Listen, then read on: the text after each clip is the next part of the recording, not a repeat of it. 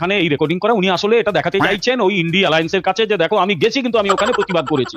আরে একজনের মুখের কথা বিশ্বাসযোগ্য নয়, তাকে রেকর্ডিং করতে হচ্ছে। মানে ওনার বিশ্বাসযোগ্যতায় কোথায় পৌঁছেছে উনি একটু ভেবে দেখুন। তার মানে ইন্ডি অ্যালায়েন্সের লোকেরা ওনাকে বিশ্বাস করে না, তাকে রেকর্ডিং করতে হচ্ছে। উনি শোনাবেন, নিশ্চয়ই শোনাবেন, কেউ জানতে চাইলে নইলে রেকর্ডিং এর এত কথা কেন? তার মানে কোথাও একটা বিশ্বাসের অভাব ঘটে গেছে। এইভাবে ইন্ডিয়া অ্যালায়েন্স চলবে, এর জীবনে চলবে না। এর জীবনে চলবে, ইতিমধ্যে ওরা 12টা বেজে গেছে। আর চুরচুর নিজের অপেক্ষা করুন কবে আপনার দলটাই চুরচুর হয়। আপনারই তো অবস্থা খারাপ, আপনি নিজের দলের কথা পরে ভাববেন, নিজের কথা ভাবুন। আচ্ছা, কলকাতা হাইকোর্টে একবার একটা স্লোগান হয়েছিল, মাতাল তোমায় জানতে হবে, আগামীকে মানতে হবে। ওটা কার সম্পর্কে বলা হয়েছিল উনি কি উত্তর দেবেন? তাই চুপচুপকে হবে না হবে উনি ঠিক করুন।